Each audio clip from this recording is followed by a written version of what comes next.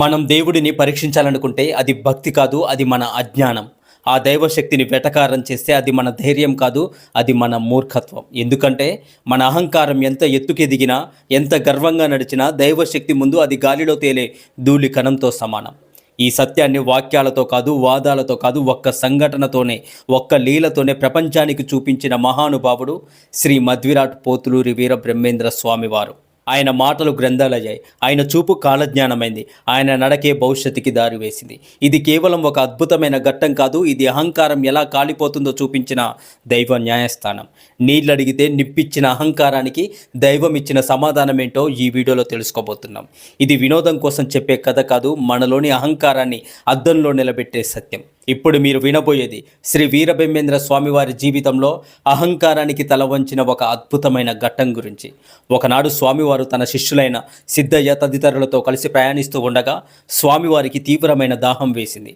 అప్పుడు స్వామివారు సిద్ధయ్యని పిలిచి దగ్గరలో పనిచేసుకుంటున్న ఒక విశ్వ బ్రాహ్మణుడిని మంచినీరు అడిగి తీసుకురమ్మని పంపారు. కానీ అక్కడ పనిచేసుకుంటున్న ఆ వ్యక్తికి ధనమదం, కులమదం నరనరాన జీర్ణించుకొని పోయి ఉన్నాయి. సిద్ధయ్య వెళ్ళి మంచినీరు అడగగానే ఆ వ్యక్తి నీరు ఇవ్వకపోగా చేతిలో సలసలా కాగిపోతున్నటువంటి కంచు లోహ ద్రవాన్ని పట్టుకుని నేరుగా స్వామివారి దగ్గరికి వచ్చాడు. అహంకారంతో వెటకారంగా నవ్వుతూ స్వామివారితో ఇలా అన్నాడు: ఓహో, నీవు గొప్ప మహిమాన్వితుడవట, సాక్షాత్తు దైవ స్వరూపడవట కదా.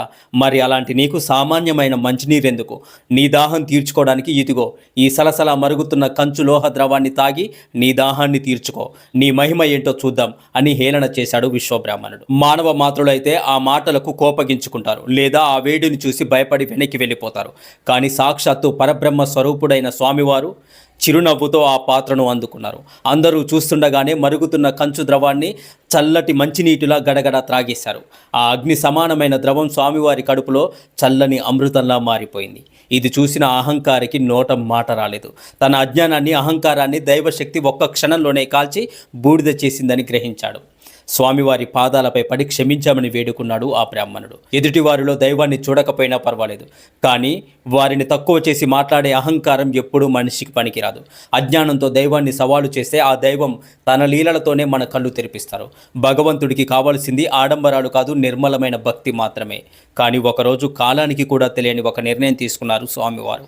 అది విరక్తి కాదు, అది పారిపోవడం అసలే కాదు, అది లోకాన్ని వదిలిపెట్టేయడం కాదు, భవిష్యత్తు తరాల కోసం తానే దీపంగా మారాలనే త్యాగం. శ్రీ మధ్విరాట్ పోతులూరి వీరబ్రహ్మేంద్ర స్వామివారు శరీరాన్ని పరిమితిగా భావించి ఆత్మను కాలానికి అంకితం చేయాలని నిర్ణయించుకున్నారు. అందుకే ఈ లోకంలో ఉండే చివరి అడుగుగా సజీవ సమాధి వైపు నడిచారు స్వామివారు. అప్పటికి ఈ ఘట్టం గురించి తెలియని ప్రియ శిష్యుడు సిద్ధయ్య దూరం నుంచి పరిగెత్తుకుంటూ వచ్చాడు. కానీ వచ్చేసరికి గురువు దర్శనము లేదు, గురువు స్వరము లేదు, ఉన్నది ఒక్కటే మౌనంలోకి వెళ్ళిపోయిన స్వామివారు. గురువు లేని ప్రపంచంలో నేను ఎలా ఉండగలను అని సిద్ధయ్య హృదయం కేక వేసింది.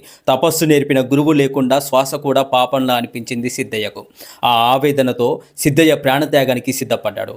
అదే క్షణం సజీవ సమాధిలో ఉన్నప్పటికీ శిష్యుడి ఆర్తనాదం స్వామివారి తపోనిష్టను తాకింది. భక్త సులభుడు, కరుణా సాగరుడు వీర బ్రహ్మేంద్ర స్వామివారు సమాధి నుండి బయటికి వచ్చారు శిష్యుడి కోసం. అది తిరిగి రావడం కాదు, శిష్యుడిని కాపాడేందుకు దైవం చేసిన చివరి లీల. సిద్ధయ్యను దగ్గరికి తీసుకొని శాంతంగా ఇలా అన్నారు స్వామివారు: నా శరీరం సమాధిలో ఉంటుంది, కానీ నా శక్తి నీతోనే నడుస్తుంది సిద్ధయ్య. నీవు ఒంటరి వాడివి కాదు, నిన్ను వదిలి నేను ఎక్కడికి వెళ్ళలేదు అని చెబుతూ స్వామివారి సిద్ధయ్య చేతిలో ఒక అపురూపమైన దివ్య కానుకను పెట్టారు. అదే అర్ధనారీశ్వర బాణలింగం. అది రాయి కాదు, అది ప్రతిమ కాదు, అది శివశక్తుల ఐక్యత, గురువు యొక్క హృదయ స్పందన, తపోబలానికి రూపం. ఈ బాణలింగంలో సగం ఎరుపు, సగం తెలుపు శక్తి చైతన్యాల సమతుల్యం దాగి ఉన్నాయి. స్వామివారన్నారు: నేను మాటలతో నీతో ఉండలేను, కానీ నా ప్రాణశక్తిని ఈ లింగంలో ఆవాహన చేశాను. ఇదే నీకు గురువు, ఇదే నీకు రక్ష, ఇదే నీకు దారిని చూపిస్తుంది. భవిష్యత్తులో వచ్చే అడ్డంకులను తట్టుకోవడానికి, మనసు చెదరకుండా నిలబెట్టుకోవడానికి, గురువుతో నిత్యం అనుసంధానమై ఉండడానికి ఈ బాణలింగమే సిద్ధయ్యకు శ్వాసగా మారింది. అది రాయి కాదు, అది బ్రహ్మంగారి గుండె చప్పుడు. అహంకారం ఉన్న చోట దైవం దూరం అవుతుంది, వినయం ఉన్న చోట దైవం సన్నిహితం అవుతుంది. దైవాన్ని పరీక్షించాలనుకుంటే మనమే ఓడిపోతాం, దైవానికి తల వంచితే మనమే గెలుస్తాం. కాలజ్ఞానం అంటే భవిష్యత్తు చెప్పడం కాదు మిత్రులారా, భవిష్యత్తుకు మనిషిని సిద్ధం చేయడం. వీర బ్రహ్మేంద్ర స్వామివారు మాటల్లో కాదు, గ్రంథాల్లో కాదు, జీవితాల్లోనే కాలజ్ఞానాన్ని నాటారు. ఈరోజు మనం ఉన్న యుగం కలియుగం. ఇక్కడ మాటలు ఎక్కువ, వినయం తక్కువ. అందుకే ఈ కథ ఇప్పటికీ ప్రాణం పోసుకుంటుంది. ఎందుకంటే కాలజ్ఞానం కాలం మారినా మారదు, దైవ న్యాయం ఆలస్యమవుతుంది, కానీ తప్పదు. భక్తులారా, ఈ కథ విన్న తర్వాత దైవాన్ని అడగాల్సింది అద్భుతాలు కాదు, ఆడంబరాలు అసలే కాదు, మన హృదయంలో కొంచెం వినయం, మన జీవితం మీద కొంచెం శ్రద్ధ, మన మాటల్లో కొంచెం మానవత్వం. అదే నిజమైన భక్తిని తెస్తుంది. ఆ కాలజ్ఞాన స్వరూపునికి శిరసావందనం చేస్తూ మన జీవిత ప్రయాణంలో అహంకారం తగ్గించుకొని భక్తిని పెంచుకుందాం. ఎందుకంటే గురువు ఉన్నంత వరకు కాదు, గురువు గుర్తున్నంత వరకు మన జీవితం దైవ మార్గంలోనే ఉంటుంది. ఓం శ్రీ వీరబ్రహ్మేంద్ర స్వామియే నమః.